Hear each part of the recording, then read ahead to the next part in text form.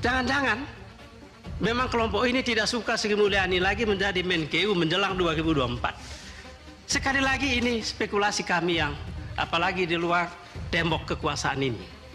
Tidak bisa kita lihat, ya oposisi. Harus dibuat indikator di internal setiap instansi negara, tidak hanya Kementerian Keuangan. Misalnya, setiap ada rekening atau harta kekayaan pegawai di instansi terkait, setiap tahun ada naik misalnya 2 miliar rupiah, maka orang itu harus dipanggil, dimintai klarifikasi.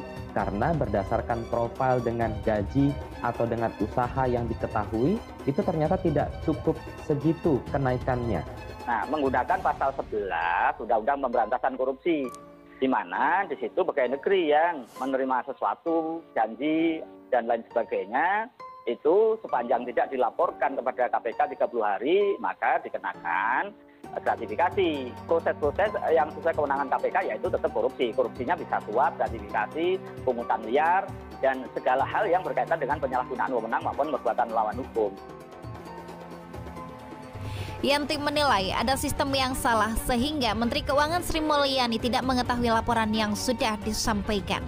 Dikutip dari Tribun News, Yanti menuturkan, seseorang yang tidak melaporkan LHA PPATK terkait dana atau transaksi mencurigakan adalah suatu perbuatan yang melawan hukum.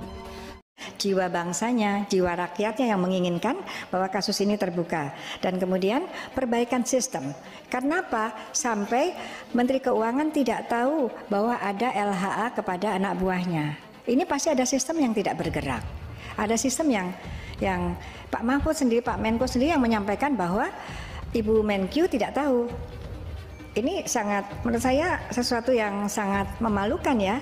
Bahkan dugaan kasus transaksi mencurigakan sebesar 349T di Kementerian Keuangan bisa jadi pintu masuk untuk membongkar jejaring pencucian uang oleh aparatur negara yang diduga melibatkan banyak pejabat kementerian.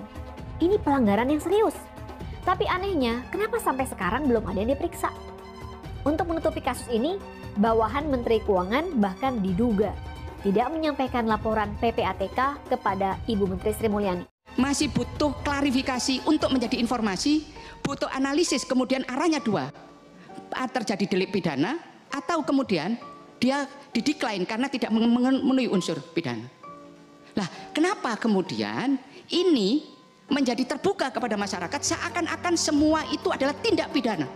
Kementerian Keuangan akan melanjutkan untuk menyelesaikan semua LHA. LHA itu laporan hasil analisis yang diduga sebagai tindak pidana pencucian uang dari PPATK, baik yang menyangkut pegawai di lingkungan Kementerian Keuangan maupun pihak lain.